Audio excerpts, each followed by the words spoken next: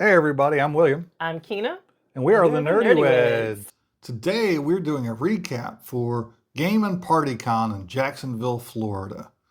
It was a 3 day, 4 day. 4 day. Yeah. They expanded it from last hmm year. That's right. Thursday night to Sunday evening. Convention at the DoubleTree at the Jacksonville Airport in Jacksonville, And we Florida.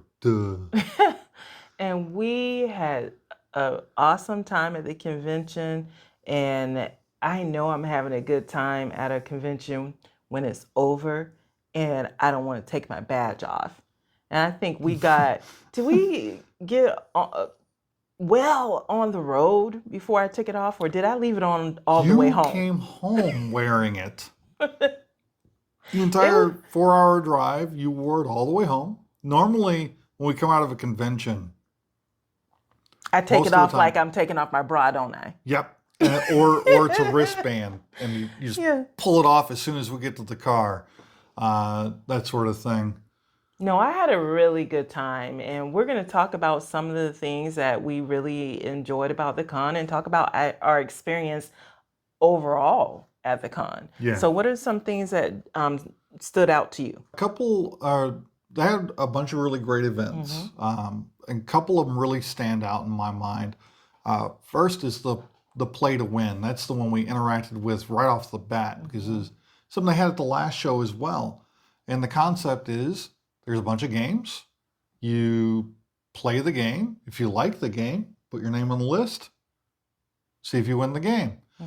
We actually posted a video yesterday showing you what we got from that. So check out that video. Yeah, and the other really big event is the raffle, and the raffle is for charity. 100% of the proceeds go to Maddie's Heroes, which is a charity that is in support of research for childhood cancer and also awareness. And it's a really cool thing that they're doing, a really awesome thing that they're doing. Throughout the entire convention, they had people from the charity that would come and talk. And they had sponsors that donated games from really big games all the way down to small games. And you could buy as many tickets as you wanted to buy and then submit them to the games that you wanted to have a chance at winning. And if they drew your ticket, you won the game. So there was some really good games that I know you were interested in. Well, they had Distilled on there, which I've already got, but they had some copy of Zombieland, or sorry, Zombicide. Sorry, Zombicide. They had Too Many Bones. They had this Marvel game that was a Kickstarter with all of the things. It was like $400 MSRP. They had Lost Ruins of Arnak with expansion, with the Leaders expansion, which I really wanted. I put a lot of tickets on that. You put a lot of tickets on that one? That and the Zombicide. Those are the two big ones I put a bunch of tickets on. I They threw a few tickets at Attack and a few others. they also had Frosthaven. Yeah, they had Frosthaven. I didn't touch that with 10-foot pole with as far as tickets because I knew everybody was going for Oh that one. yeah. We'll let you know in our board game haul whether we won anything or not. So make sure you check out that video, which should be posted tomorrow. Yeah, should possibly. be tomorrow's video. And you can see if we won anything off of these tickets that we submitted. Other events they had was board game tournaments. They had a Ticket to Ride tournament, and they had a couple other board game tournaments going on during the day. And they had like Dungeons and Dragons, like role-playing events, where it wasn't just some people set up a D&D game in a corner. The actual convention set up times to play different games like that, you know. And then they even had last year they had Two Rooms and a Boom as a scheduled event. This year it was Blood on the Clock Tower. Yeah. They had 2 games of Blood on the Clock Tower scheduled. One was the beginner game, the other one's the advanced game. And like you were just saying, I really liked those different events that they have, from Blood on the Clock Tower to the Ticket to Ride tournament, but also they had things like learn to paint miniatures or paint miniatures. They did things like that. And then also the traditional demos where people could come and demo their games. So I like that too. So lots of events, especially being that it's a small It's a con. very small con. Yeah, and they even had vendors there at the con, which is great. I think they had like 5, maybe 6 vendors selling various different things, from an anime merchant, selling pops, to people selling 3D printed dice towers and mugs and dice and board games. It's kind of Yeah, a lot of variety. yeah. And they even had themselves where they were selling snacks.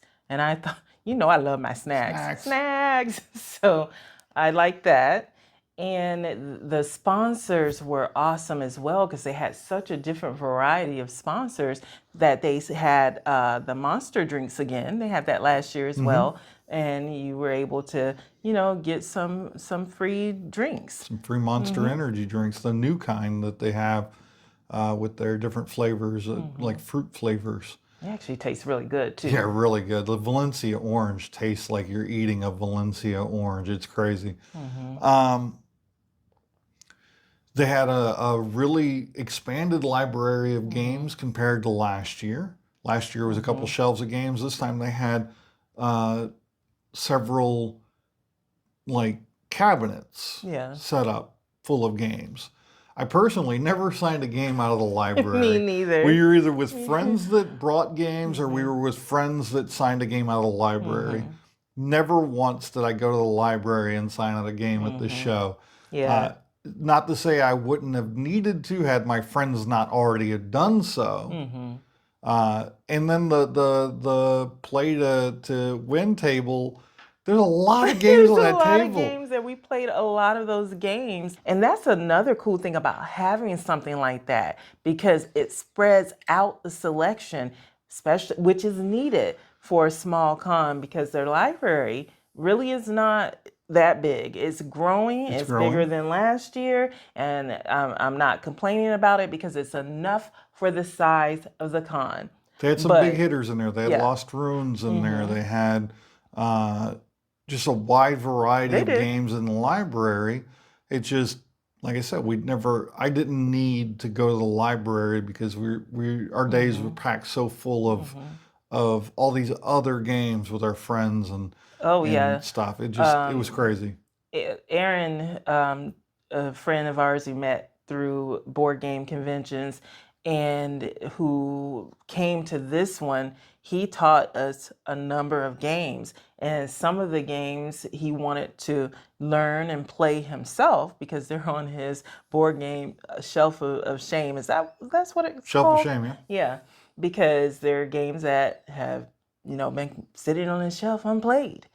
And he didn't have to bring some of his games because the library had them. Yeah. And he was able to check them out and have us all play it. So like you said, between friends and that play to win area, we were pretty much covered. Yeah. Going to more, they had 2 main rooms for gaming. The first one had the vendor space in it. It also had the raffle games on one end and the play to win games on the other end, and everything in between was just tables on top of tables on top of tables for gaming. And it stayed pretty packed in there during the day. So you like the setup? A lot of people. Yeah, I like the setup. The setup was good. And they had another room that was smaller at the other end of the convention space, but it was still big enough to have like 20 tables in there. Okay. So it was still a decent sized venue with a lot of spillover. And you'd already mentioned the Blood on the Clock Tower. Yeah. They had those out in the hallways. They had these round tables with seating area. They were almost tailor perfect for Blood on the Clock Tower. Yeah. That area outside, the area that has another sitting area that overlooks the lake and the pool, it had a fire pit, and the fire pit surrounded by stone, just very beautiful. And I was like, oh, that'd be a perfect spot for Blood on the Clock Tower if it was a little bit cooler Yeah, if outside.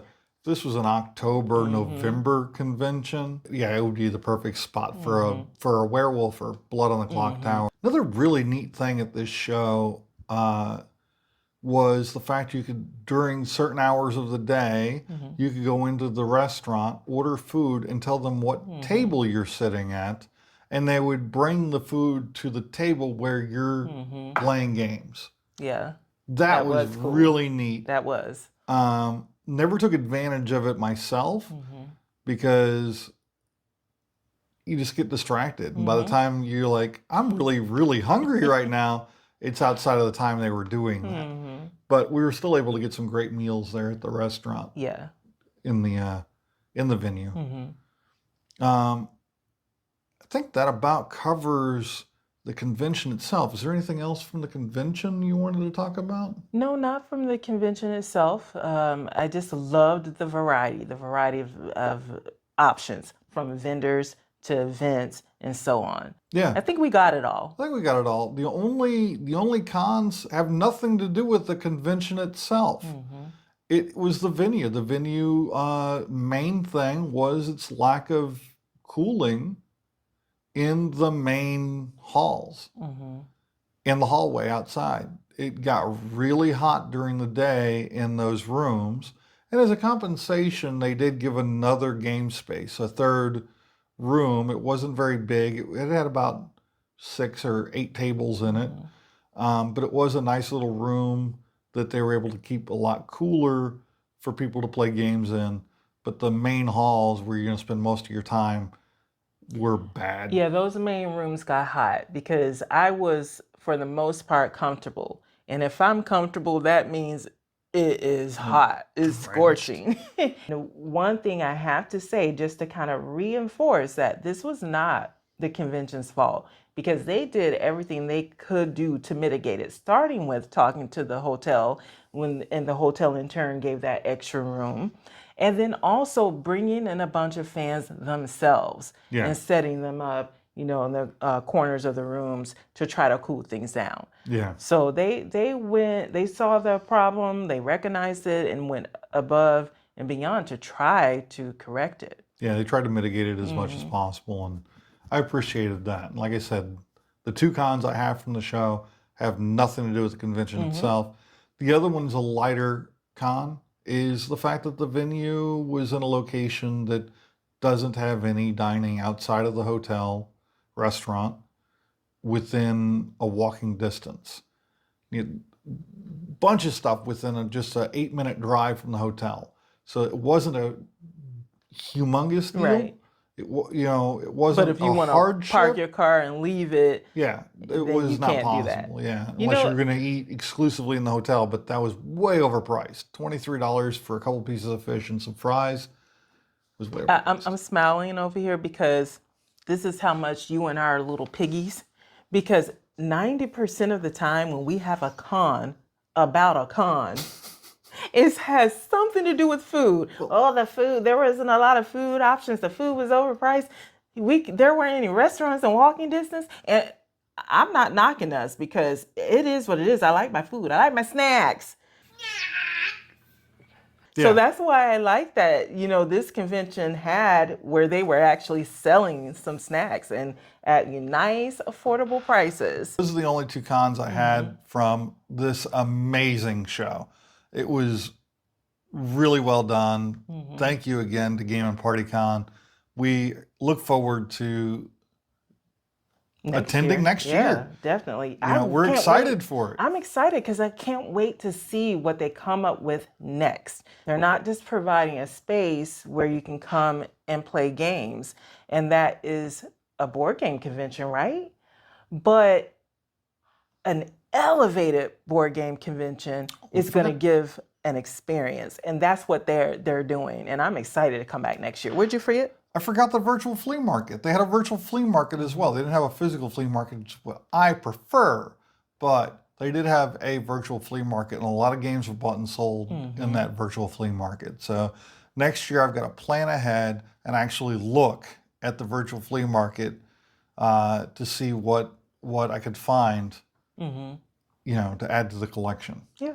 'Cause I heard they had some Zombicide stuff in Oh, it, okay. and they had some Red Dragon Inn. But at that time, we'll get into that, but in a later video. But Games played. yeah, that's all I've got for this one. We had a Same. wonderful time. Make sure you like, comment, subscribe, and until next time. Stay nerdy.